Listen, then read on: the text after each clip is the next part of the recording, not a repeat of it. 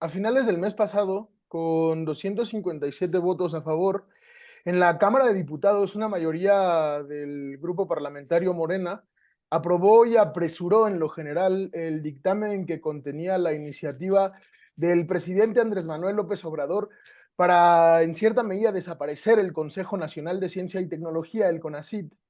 El Pleno de San Lázaro avaló la iniciativa que expidió la nueva Ley General en materia de humanidades, ciencia, tecnología e innovación.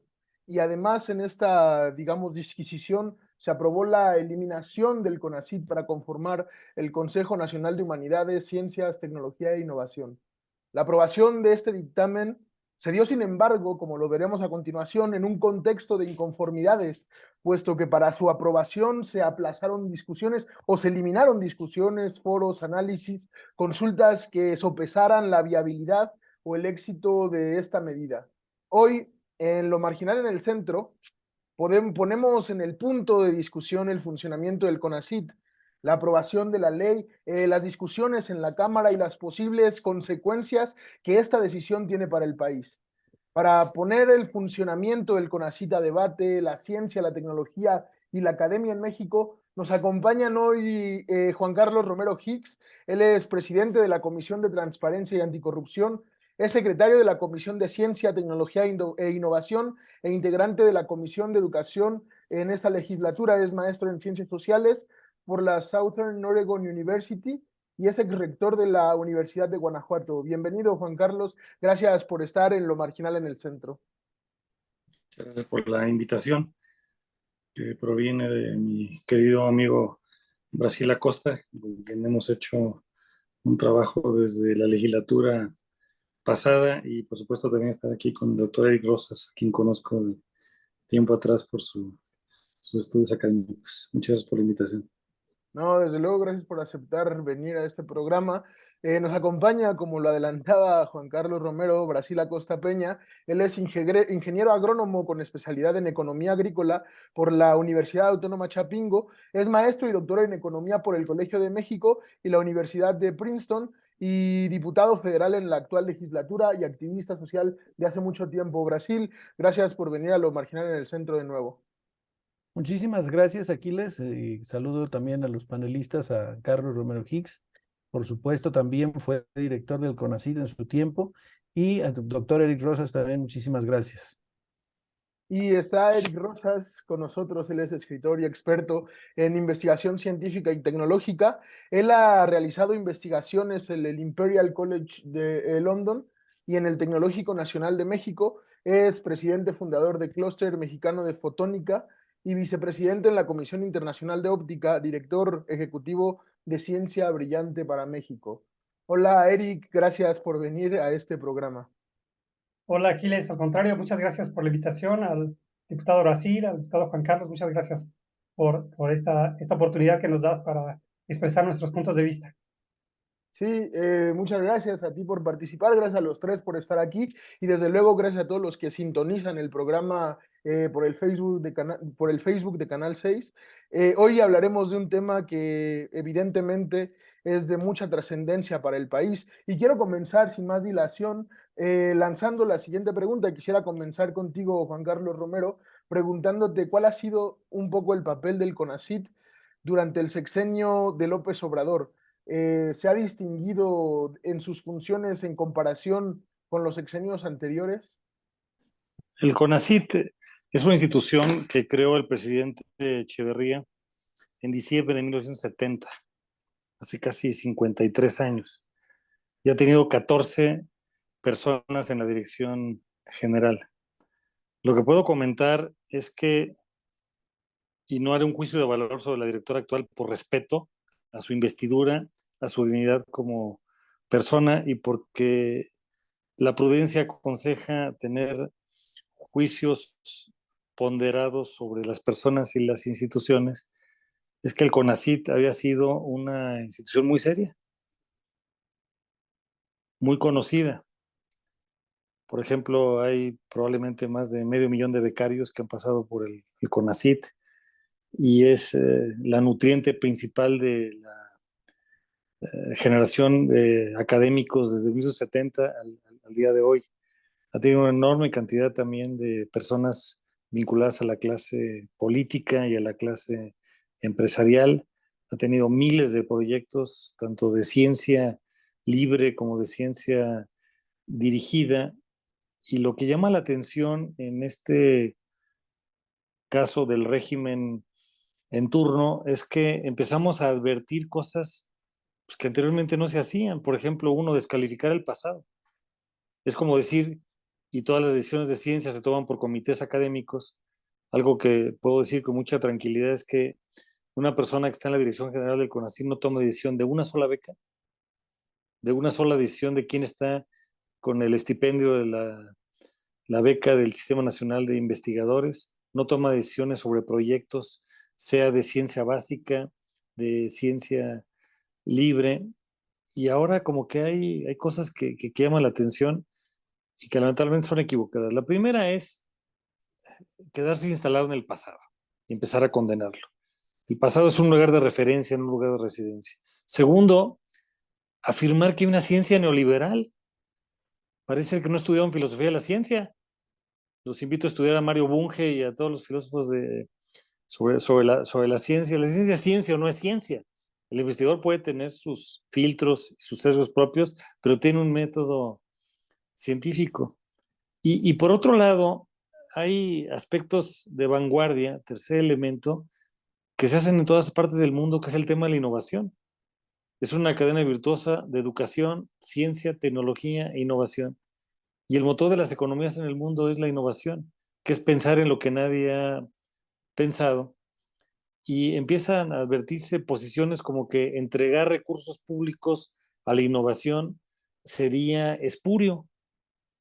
Eso no es espurio, es ignorancia del tema de la gestión de la ciencia. Al final del día, sin entrar a más detalles, quien debe evaluar esto son la comunidad científica, la comunidad empresarial, la comunidad internacional, porque se han hecho una serie de afirmaciones que son muy peligrosas. Por ejemplo, la cuarta es que se desaparecieron los fondos de ciencia, cerca de 80,000 millones de pesos que teníamos, tanto en fondos sectoriales para temas de agricultura, energía, medio ambiente, salud, por mencionar solamente algunos ejemplos, la ciencia básica y los fondos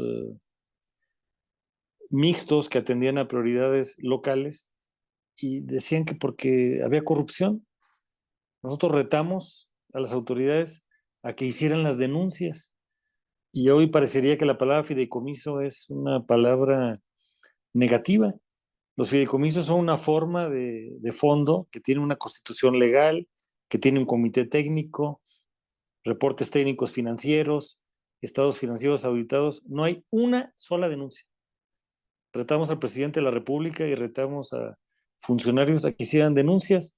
Por supuesto que estamos a favor de que no haya corrupción, pero no estamos a favor de que haya simulación. Entonces hay una preocupación creciente de que esta gestión pues necesita revisarse y ser muy humilde para mirar a los ojos, mirar al futuro y no estar anclado en el pasado, haciendo descalificaciones.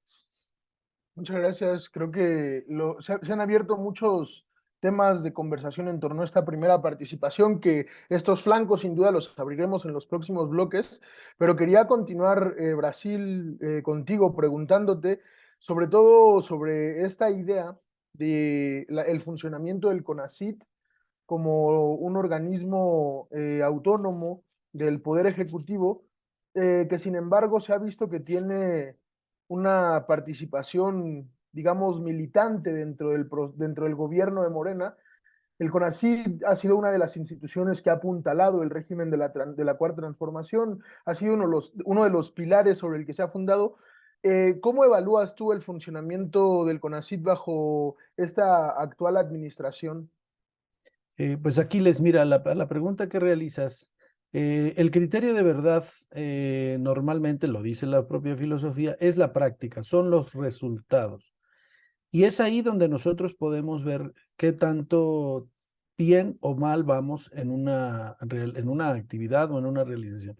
Y aquí lo que te podemos contestar es, primero, México es uno de los países que menos invierte en ciencia, tecnología e innovación, pero con este gobierno se ha reducido de 0.5% que teníamos al término del semestre, del sexenio pasado, a 0.3% del PIB destinado a ciencia, tecnología e innovación. O sea, ahí hay una caída. Segundo, a la desaparición de los fideicomisos, pues es un reflejo de que no se le quiere apostar a la investigación de mediano y largo plazo, porque para eso sirven los fideicomisos, para garantizar que un año tras otro se tengan recursos para poder seguir investigando o recibir apoyos para la investigación y las becas. Pero al cancelarlos, entonces no hay ningún mecanismo que garantice que se vayan a hacer proyectos de esta naturaleza. Y finalmente yo pongo el ejemplo más representativo. Ya se acabó la pandemia y todavía no tenemos vacuna patria. Acaban de anunciar supuestamente que ya se realizó, pero dentro de 3 años estaremos en condiciones de poder contar con el biológico ya industrializado, y también se dice que la participación pues tiene que ver con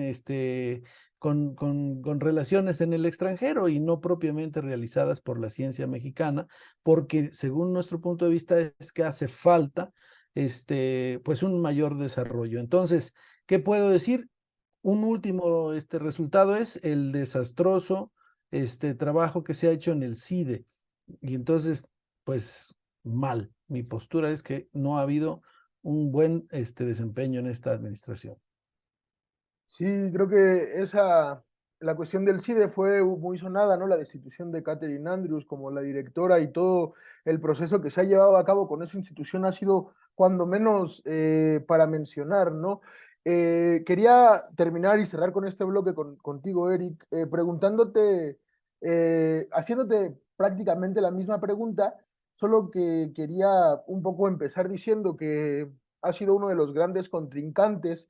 El CONACYT fue uno de los grandes contrincantes del presidente, perdón, Andrés Manuel López Obrador, cuando decía que hay mafias en todo, hasta en la ciencia, que en la cultura, en la intelectualidad había cotos de poder que eran intocables y que tenían sueldos elevadísimos. ¿Realmente el funcionamiento del CONACYT antes de la Cuarta Transformación tenía estas características? ¿Cómo ha funcionado el CONACYT a partir de la llegada de la Cuarta Transformación al poder? Gracias, Aquiles.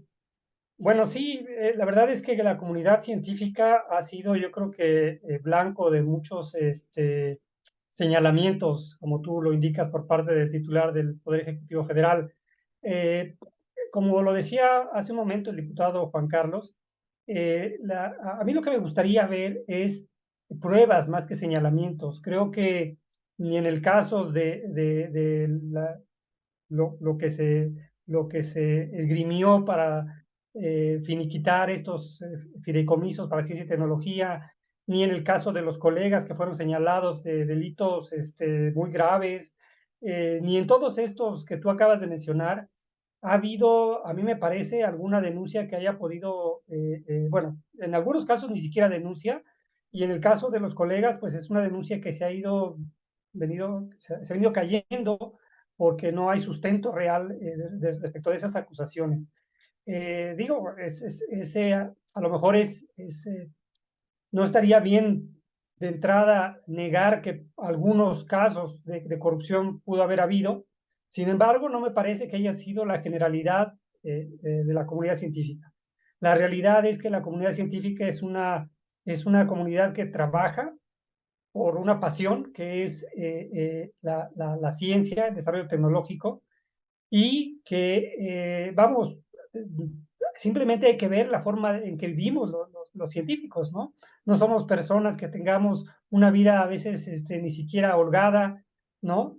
Hacemos nuestra actividad de la manera, pues, en la que podemos, con todas esas limitaciones que ya señalaba el diputado Brasil con un presupuesto raquítico, con condiciones que no son las óptimas, y a pesar de eso, Aquiles, en este medio siglo que ya señalaba hace rato que llevaba de operación el CONACYT, casi 53 años, creo que la ciencia mexicana, la comunidad científica tecnológica de México, pues ha crecido, se había consolidado, digamos, en las épocas recientes, hemos tenido como comunidad científica participación en dos de los más grandes logros de la ciencia a nivel mundial, ¿no? Uno es la formación de esta primera imagen de un agujero negro.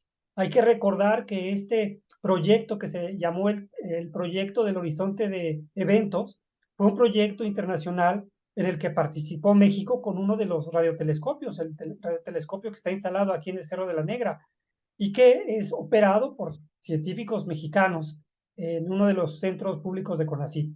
Y en el otro de los grandes logros científicos recientes, que tiene que ver con el descubrimiento del bosón de Higgs, también hubo participación de un grupo muy importante de la Universidad de Puebla que se dedica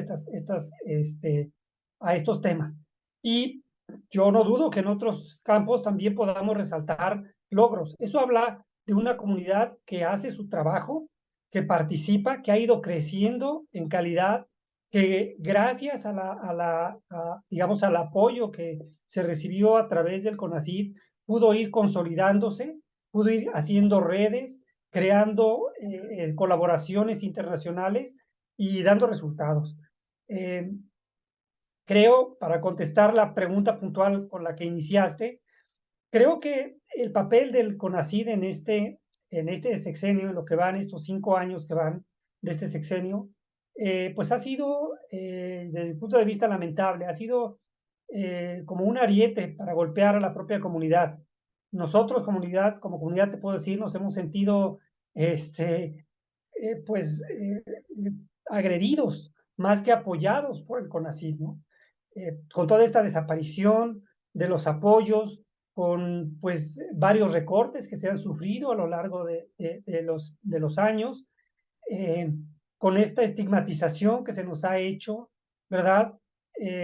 Creo que ha sido un retroceso enorme para lo que habíamos logrado como comunidad, el trabajar para posicionar a México como lo que somos, ¿verdad? Una gran nación, una de las principales naciones del orbe y que tiene un compromiso con la humanidad que es el aportar conocimiento nuevo en beneficio, pues, de la humanidad.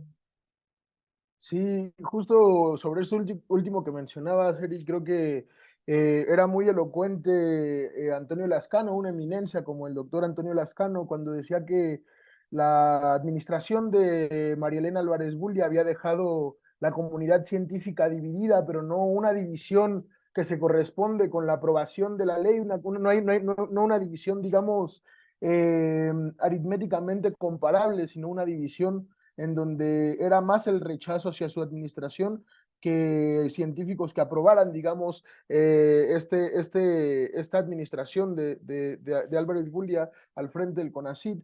Quería pasar al segundo bloque, Juan Carlos, preguntándote, sobre todo por el flanco que habías dejado abierto en tu primera intervención. Quería hacerte dos preguntas que tienen mucho que ver. La primera es, ¿qué hay de nuevo en esta ley que se ha denominado la nueva ley de ciencia y tecnología? ¿Cuáles son los puntos que resaltas de esta reforma, si se puede decir?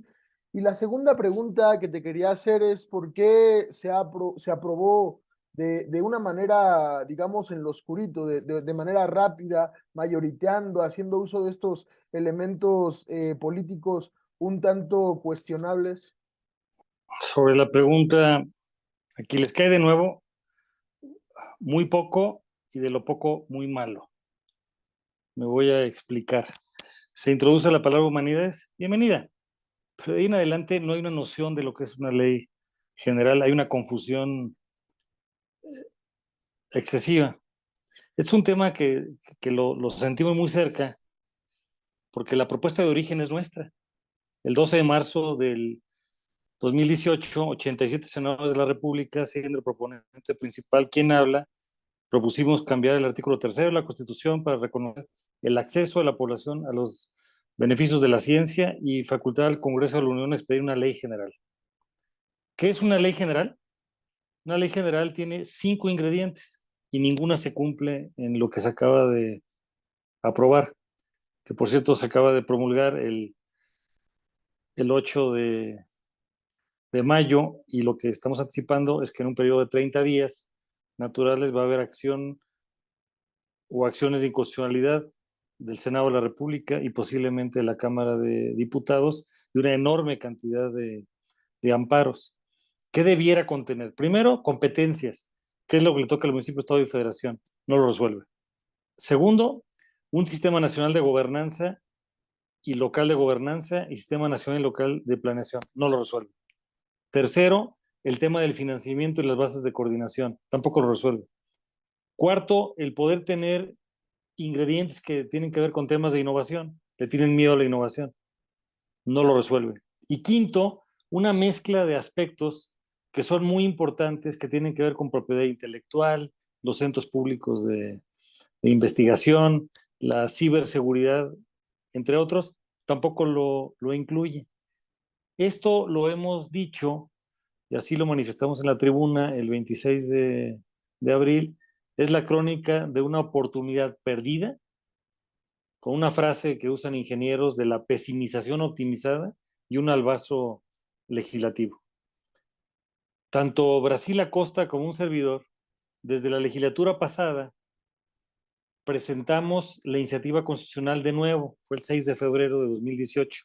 El artículo 3º de 73 son redacción nuestra, del 6 de febrero de 2019, y quedó en el decreto de la promulgación del 15 de mayo del año de referencia. Y luego desde la legislatura pasada buscamos hacer una ley general.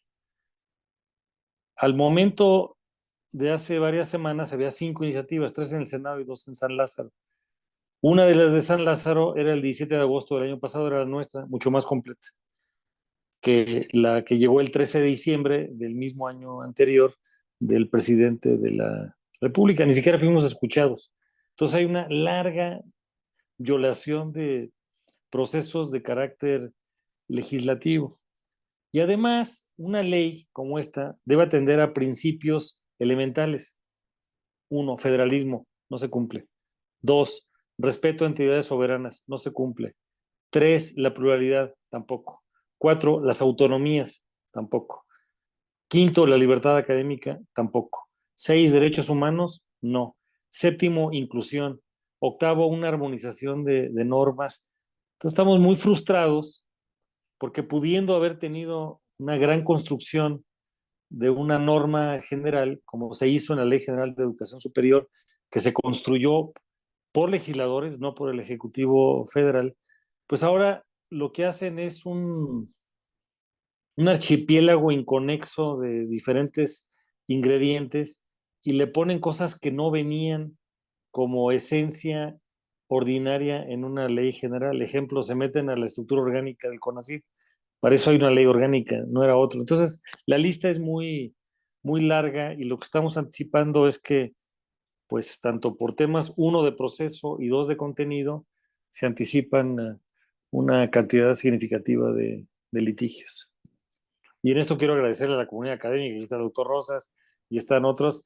Acordamos, por ejemplo, tener, y Brasil lo podrá también explicar, acordamos tener 7 parlamentos abiertos, apenas se hicieron 2. Es decir, hubo una serie tras otra de violentaciones a la normatividad. Esta semana la Suprema Corte de Justicia de la Nación echó abajo la primera parte del Plan B de la contrarreforma electoral por violentaciones de proceso. Sí, muchas gracias. Creo que es muy interesante lo que se ha mencionado en este punto. Y quería preguntarte también, Brasil, ¿por qué esta ley se aprueba de esta manera? ¿Y qué reforma, digamos, la Ley General de Ciencia y Tecnología sobre la ley anterior? Mira, te doy 2 ejemplos para señalar que más que un avance y un progreso para México, es un retroceso no solo para la comunidad científica, sino para el pueblo de México. Y el ejemplo número 1 es que en la legislatura pasada, junto con todos los diputados de todos los grupos parlamentarios, habíamos acordado, y ya estaba en la ley, que el presupuesto destinado a ciencia, tecnología e innovación debía ser progresivo en términos reales, es decir, debía de incrementar cada año. Eso se los corrigieron en la Secretaría de Hacienda a los morenistas y desapareció. Eso ya no existe. Entonces, ahí hay un retroceso. Y un segundo ejemplo es, se dará beca universal, pero sujeto a la disponibilidad presupuestal. Esto es un arma, vamos a decir, una navaja dentro del pan, porque si el día de mañana no te dan la beca, ¿qué te van a decir? Pues es que ya no había disponibilidad de presupuesto. Entonces, eso es un retroceso. ¿Qué fue lo que hicieron? Pues apresurar los pasos, porque tenían la prisa de que se iba a cerrar el periodo ordinario de sesiones, y como el siguiente año es un año electoral, pues les iba a costar más trabajo hacer modificaciones a las leyes de gran calado. Entonces traían prisa, y en este sentido, pues hicieron todo mal. En principio, convocaron una reunión extraordinaria de Comisiones Unidas de Ciencia y de Educación, en la que, para que se convoque, debe haber razones de urgencia, y nunca nos mostraron cuál era la urgencia.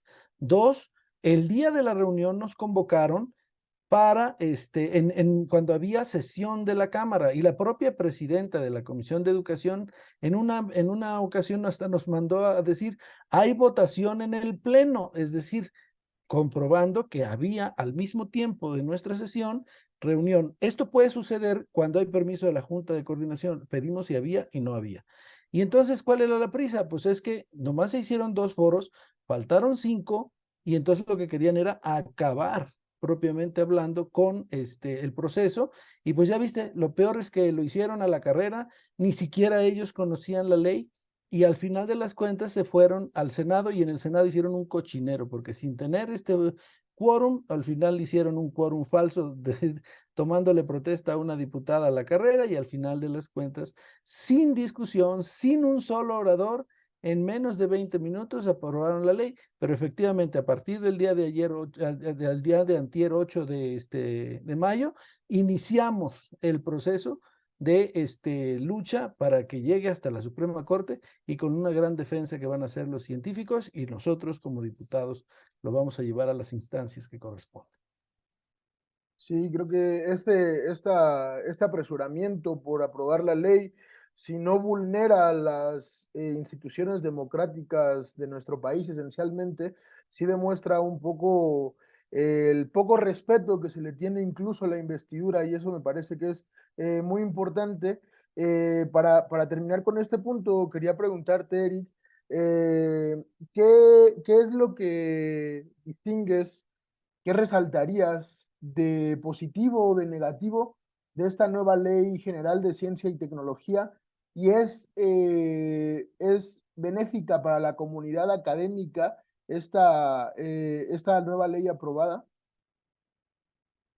Sí, Aquiles. Bueno, además de lo que ya se comentó, yo quisiera señalar que algo que nos preocupa mucho en la comunidad académica es la conformación de esta Junta de Gobierno del nuevo Consejo de Humanidades, Ciencias y Tecnologías, en donde, por una parte, se integra ahora a representantes de las Fuerzas Armadas, de la Secretaría de Marina y de la Secretaría de la Defensa, eh, algo que pues en principio no debería verse necesariamente como negativo, pero digamos, en el contexto en el que hemos estado viendo la actuación del CONACYT, sí nos preocupa, digamos, cuáles pueden ser las atribuciones que se hace. Fíjate tú que ahora, en estos días, uno de los colegas se puso a revisar en el historial de CONACYT, en el número de proyectos,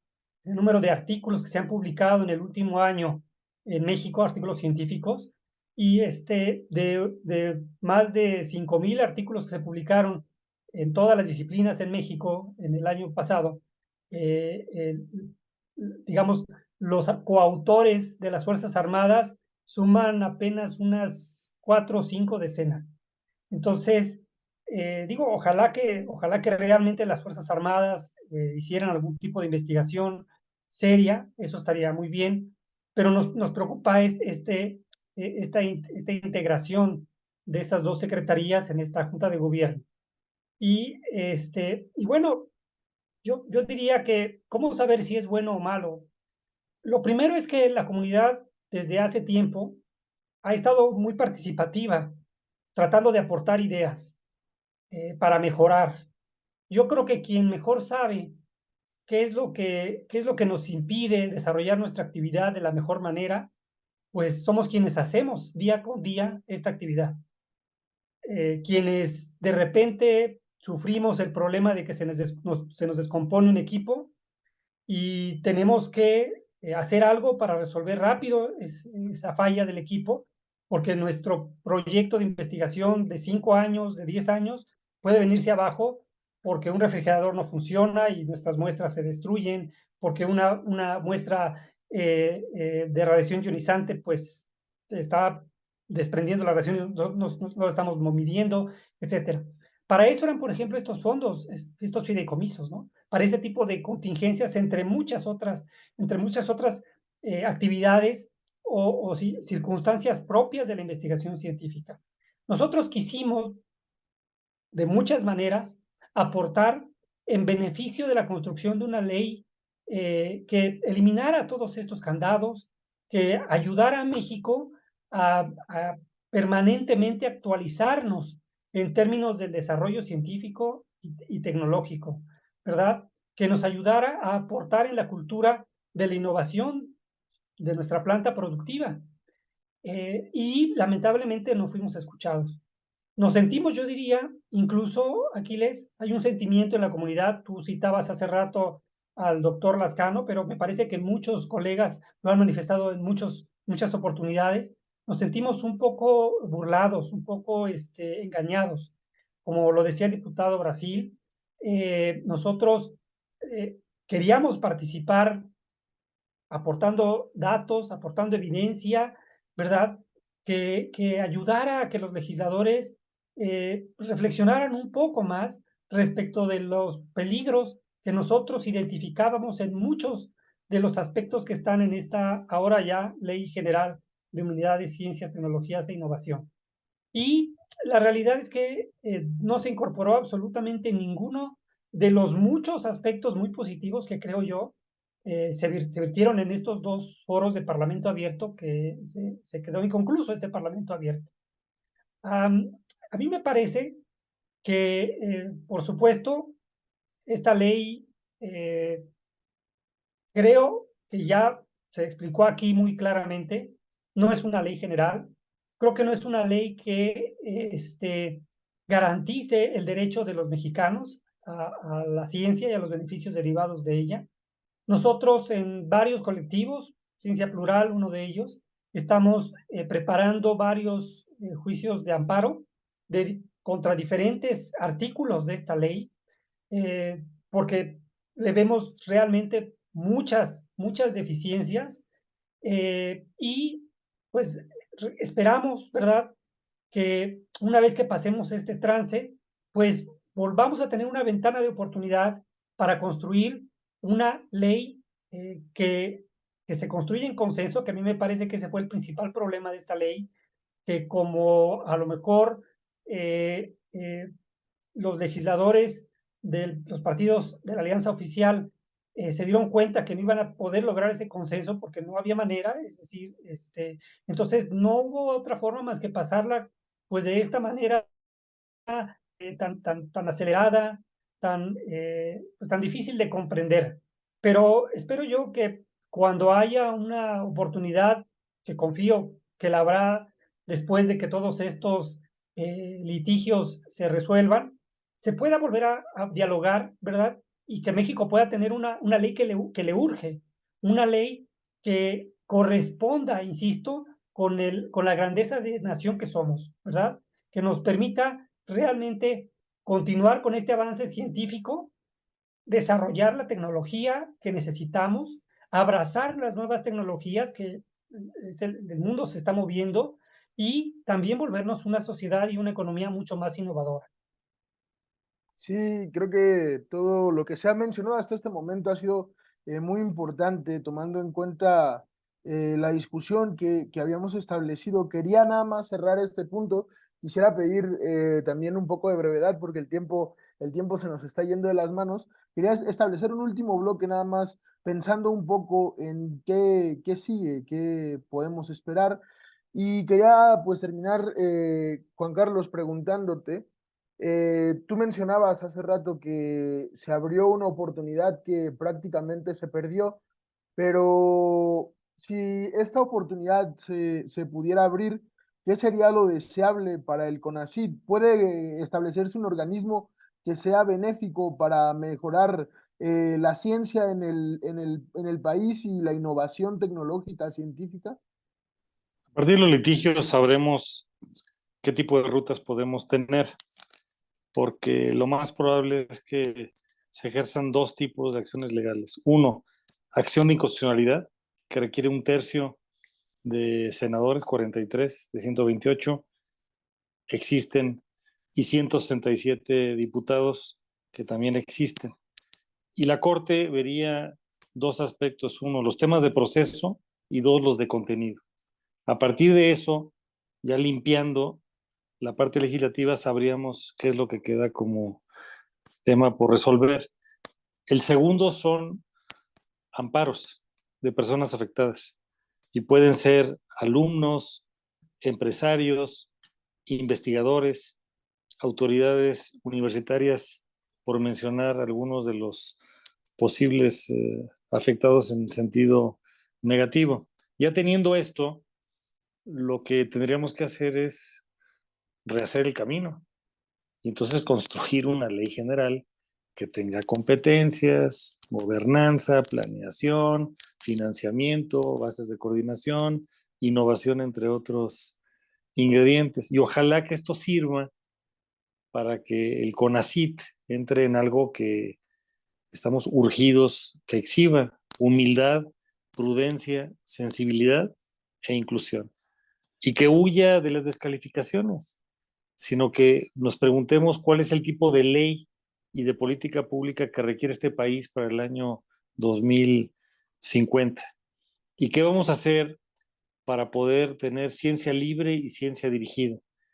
Ciencia libre en un principio sin una motivación de utilidad, y la ciencia dirigida en temas como son agua, cambio climático, biodiversidad, las nuevas enfermedades, eh, el Estado de Derecho, la seguridad, la pobreza y la desigualdad, los desastres naturales, la innovación, todos los temas que son tan importantes, las energías alternativas, que tienen que ayudar a resolver el bienestar y el bienestar de las personas. Esa es la ruta que tenemos que construir. Muchas gracias.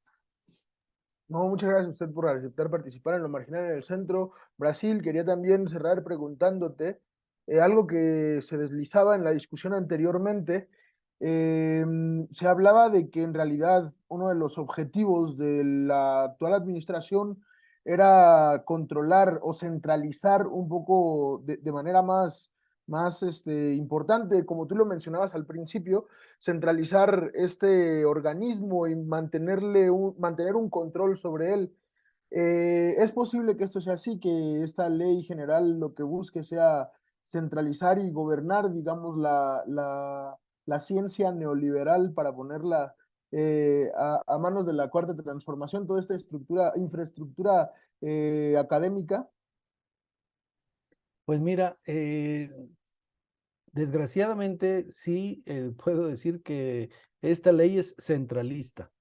Las decisiones se van a tomar desde la cúpula del CONACYT, y pues en el consejo estarán integrados fundamentalmente pues por secretarías de Estado, y las secretarías de Estado pues estarán puestas por el Ejecutivo Federal, y entonces estará concentrada la ciencia y la tecnología en decisiones centrales. Y yo, precisamente, una de las cosas que manejé en la tribuna y que aprovecho esta ocasión para decir, esta es una muy buena oportunidad, ¿verdad? Dentro de lo malo, lo bueno, o sea, no todo es absolutamente malo, ni todo es absolutamente bueno. Dentro de lo malo, lo bueno es que es una muy buena oportunidad para unificar, ¿verdad? A las fuerzas del Congreso progresistas, que formamos bloque y que realmente expusimos argumentos muy sólidos, como los que ya expuso aquí el diputado Romero Hicks, la comunidad científica, ¿verdad? Que ha hecho aportaciones sensatas a la discusión, ha dado elementos, ¿verdad? Para fortalecer el análisis y dar, vaya, una ruta, ¿verdad? Que nos permita tener una ley de ciencia, pero para los próximos 50 años y que sea de una gran solidez para nuestro país y finalmente el pueblo mexicano. Necesitamos unirnos todos porque aparentemente el pueblo pues está fuera del tema de la ley, pero no, porque el desarrollo científico y tecnológico es fundamental para la formación de empleos, para el desarrollo de productos más económicos de mejor calidad, etcétera, etcétera. Y yo puse el ejemplo de China, de cómo ellos le invierten a la ciencia y apoyan a la empresa privada, cosa que aquí esta ley descalifica, como dije, lanzando al niño con todo y el agua sucia de la bañera, como diciendo, todo está mal. Y entonces ellos están creyendo que están haciendo una gran aportación, pero la verdad es que están destruyendo el país. Y por eso llamo a las fuerzas progresistas del Congreso, a las fuerzas de los progresistas de los científicos y al pueblo a que nos unamos y detengamos esta ley y hagamos una que realmente sirva para nuestro país. Sí, muchas gracias, doctor Brasil. Y quería ahora terminar preguntándote, Eric, sobre algo que ha sido muy enfático y creo que es una visión que es fresca para todos los que sintonizan este tipo de programas, la visión, digamos, de la comunidad académica. Con esta ley siente que de alguna manera se vulnera su autonomía como agentes políticos autónomos. Esta ley, digamos, impone ciertas restricciones a la autonomía de la comunidad académica y cómo puede participar activamente la comunidad académica también para lograr también mejorar sus propias condiciones como comunidad. Sí, así lo sentimos, Aquiles. Sí sentimos que hay una fuerte camisa de fuerza que nos quieren poner. Eh, la ciencia tiene que hacerse de manera absolutamente libre, ¿verdad? La ciencia no tiene que buscar soportar un discurso en particular. Lo único con lo que se confronta la ciencia es con la realidad, con la naturaleza misma. Entonces, sí sentimos que es una ley fuertemente restrictiva en ese sentido.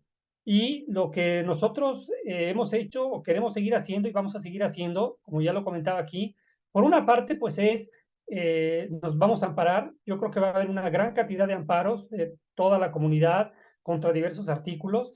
Creo que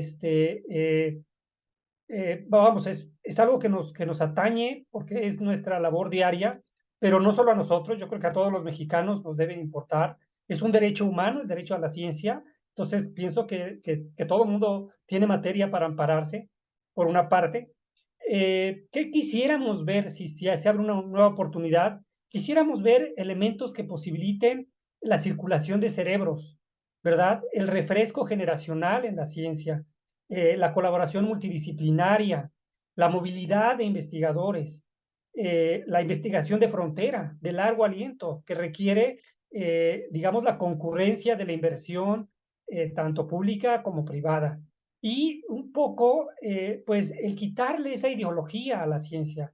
O sea, yo creo que los mexicanos, las mexicanas, nos beneficiamos de la ciencia independientemente de cuál sea nuestra preferencia partidista.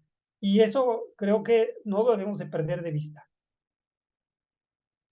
Bueno, creo que he estado abordado el problema esencialmente. Creo que también hemos discutido de manera completa cuáles son las circunstancias actuales en esta materia. Quería agradecer, antes de terminar, la presencia de Juan Carlos Romero Hicks, de Brasil Acosta Peña y de Eric Rosas. Muchas gracias por haber participado, por aceptar participar. También quiero terminar extendiendo el agradecimiento a todos los que nos ven, los que nos sintonizan. Siempre estamos aquí también recurrentemente los martes transmitiendo Lo Marginal en el Centro. Esto ha sido todo. Muchas gracias por venir. Nos vemos en próximas emisiones de Lo Marginal en el Centro.